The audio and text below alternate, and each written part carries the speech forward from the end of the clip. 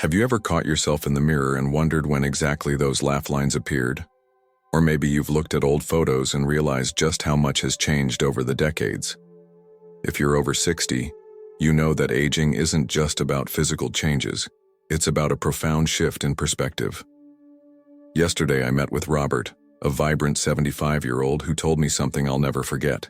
"You know," he said with a knowing smile, "the strangest thing about getting older isn't what I've lost. It's realizing how many things I spent decades worrying about that just don't matter anymore." That conversation got me thinking. What are those things that seem so important in our younger years but gradually fade in significance as we enter our 60s, 70s, and beyond? After speaking with dozens of seniors and reflecting on research about aging and happiness, I've identified 4 things that naturally become less important as we age, and why that's actually a wonderful thing.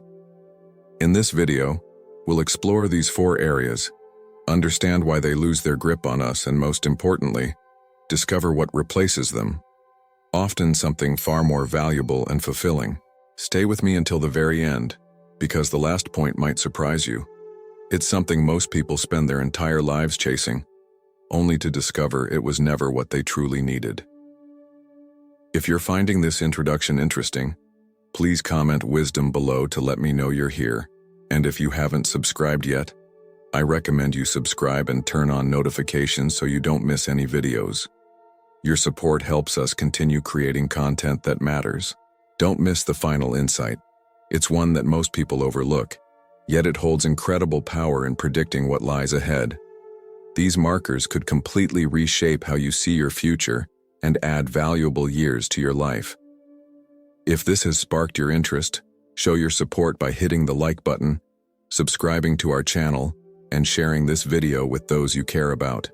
Together, let's make informed choices for a healthier, longer life. Now let's dive into the first thing that loses importance after 60. Point 1. The need for others' approval. One of the most liberating aspects of aging is the gradual release from the prison of others' opinions. Think about it. How many decisions in your younger years were influenced by what others might think?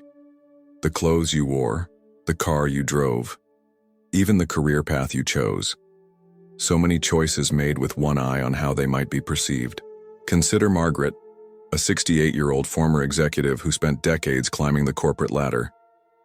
"In my 30s, she told me, I would rehearse presentations for hours, agonizing over every word, terrified of judgment. Now, I speak my mind, wear what's comfortable, and honestly couldn't care less if someone doesn't like my approach." What Margaret experienced isn't unusual. Research shows that as we age, the brain actually responds less intensely to social rejection. The areas that light up when we feel excluded or judged become less reactive over time. It's as if nature itself designed a neurological path to freedom from social anxiety. This shift happens for several reasons. First, with decades of life experience, we've weathered enough criticism to know it rarely matters in the long run. Second, we've seen enough of life's real challenges to recognize when something is truly worth worrying about, and most social judgments simply aren't. Finally, there's the perspective that only time can bring. The understanding that most people are too concerned with their own lives to spend much time judging ours. For someone like Frank, a 72-year-old who recently took up painting, despite having no natural talent whatsoever, this freedom is exhilarating. "My younger self would never have risked looking foolish," he laughed, showing me his admittedly amateur landscapes. "But now, I'm having the time of my life, and if my paintings never hang in a gallery, who cares? I'm not painting for anyone but me." If you're still struggling with the need for approval, here are some practical steps. First, practice making small decisions without consulting others. Start with minor things, what movie to watch or which restaurant to try, and gradually work up to bigger choices. Second, when you feel the pull of others' expectations, ask yourself, will this matter in 5 years? Most often the answer is no. Third, surround yourself with people who appreciate authenticity. One of the gifts of aging is the clarity to recognize genuine relationships and the courage to let go of the rest. Remember, the freedom from social approval isn't about becoming inconsiderate or dismissive of others. It's about recognizing that genuine connections aren't built on performance or pretense, but on being fully yourself. Perhaps the greatest gift you can give to those around you. If you're enjoying this content so far, please comment freedom below to share your thoughts. And let's continue to our second point. Point 2. The accumulation of possessions. I spent half my life accumulating things and I'll spend the other half getting rid of them. That's what Thomas, an 82-year-old retired professor, told me as he showed me around his surprisingly minimal apartment. After downsizing from a 4-bedroom house filled with decades of possessions, he found something unexpected: relief. As we move into our 60s and beyond, something remarkable happens to our relationship with material things. The drive to acquire bigger houses, newer cars, more clothes, the latest gadgets naturally begins to fade. What once seemed essential becomes, in many cases, a burden. Take Elena, who at 65 decided to sell the vacation home she and her husband had purchased in their 40s. It was beautiful, she admitted, but every visit meant maintenance, worry, and responsibility. We realized we'd rather have experiences than property. Now we rent different places each year, all the enjoyment, none of the stress. This shift away from materialism isn't just anecdotal. Studies consistently show that older adults report greater happiness from experiences and relationships than from material purchases. One research project found that by age 70, the joy from buying things lasts significantly less time than it did at age 30, while the satisfaction from meaningful experiences remains just as strong. Why does this change happen? Partly it's practical. As Thomas put it, at some point you realize you're not going to live forever, and then you start asking, who's going to deal with all this stuff when I'm gone? But there's something deeper at work too. With age comes the wisdom to recognize that possessions rarely deliver the happiness they promise.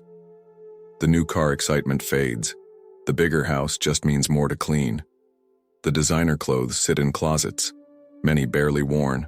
Instead, many seniors find themselves naturally gravitating toward meaningful experiences, connections, and the simple pleasure of uncluttered space. If you're feeling weighed down by possessions, consider these practical steps. First, try the 1-year test. If you haven't used an item in a year, it's probably safe to let it go. Second, when considering a new purchase, ask yourself, is this something I'll value 5 years from now? If not, perhaps the money is better spent on an experience. Third, consider the gift of giving. Many seniors find profound joy in passing meaningful possessions to people who will appreciate them, whether family members, friends, or charitable organizations. As Joanne, a 77-year-old, told me, seeing my grandmother's quilt being used and loved by my granddaughter brings me more joy than it ever did sitting folded in my linen closet. Finally, remember that clearing physical space often creates mental and emotional space as well. Many people report feeling lighter, calmer, and more present when they simplify their surroundings. If you're finding value in these insights, please comment "Simplify" below. And let's move on to our third point.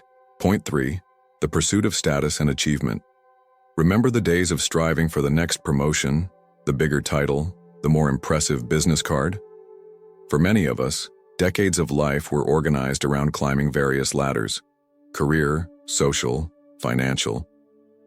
But something interesting happens as we cross into our 60s and beyond. The relentless pursuit of status and achievement often begins to feel unnecessary. Consider Howard, who spent 40 years building a successful law practice. By any conventional measure, I was at the top of my game, he told me. Name on the door, corner office, the works. Then at 68, I just stopped caring.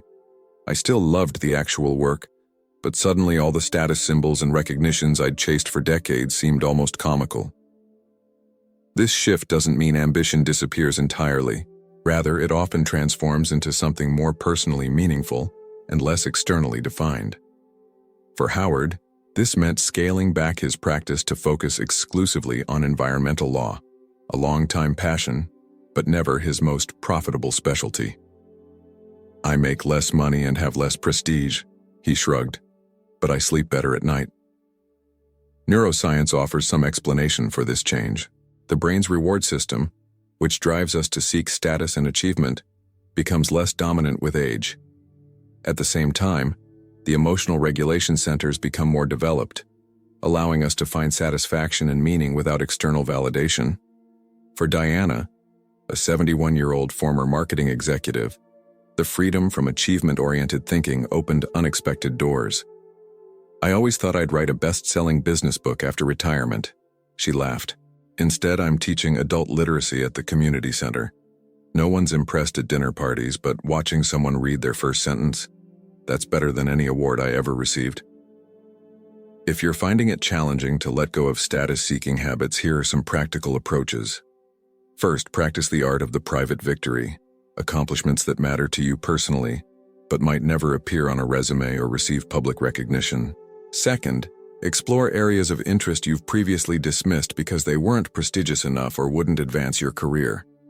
Many seniors discover passions they never allowed themselves to pursue when achievement was the primary goal.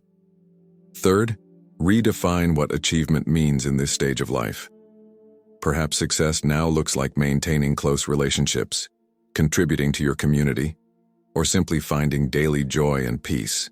As Martin, a 75-year-old former CEO, told me, "I spent 40 years being somebody.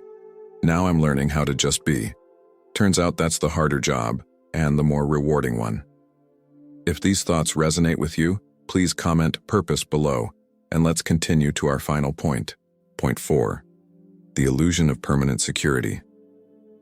Throughout our younger years, much of our energy goes toward creating security, financial stability, health insurance, retirement savings, the right neighborhood. We build walls around our lives, hoping to keep uncertainty at bay. But perhaps the most profound shift that comes with aging is the recognition that absolute security was always an illusion. Take William, a meticulous financial planner who had everything mapped out for a secure retirement. Then at 72, he was diagnosed with Parkinson's disease. "All my careful planning couldn't prevent this," he told me. But strangely, accepting that life is inherently uncertain has been freeing. I focus on today. What brings joy now? What matters now? This isn't to say that planning and preparation aren't important. They absolutely are. But with age often comes the wisdom to recognize the difference between prudent planning and the exhausting pursuit of perfect security that characterized many of our younger years.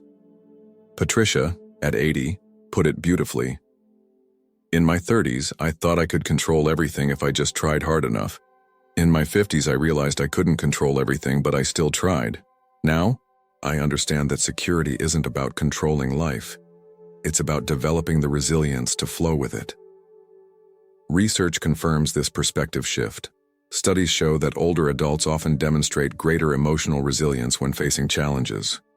Rather than being devastated by changes to their plans, many develop what psychologists call psychological flexibility, the capacity to adapt to changing circumstances while staying connected to what truly matters. For many, this shift brings an unexpected gift, the ability to be more fully present in the moment. When we're not constantly working to secure a perfect future, we can more deeply experience the life we have right now. James, a 77-year-old who survived both cancer and the loss of his home in a natural disaster, shared his perspective. "Young people won't believe this, but there's immense peace in accepting that nothing is guaranteed. Instead of wasting energy trying to make everything permanent, I now invest that energy in appreciating what's here today." If you find yourself still caught in the pursuit of perfect security, consider these approaches. First, practice distinguishing between productive planning and anxiety-driven controlling. The former brings peace, the latter steals it. Second, develop your adaptability muscles by intentionally introducing small changes to your routine.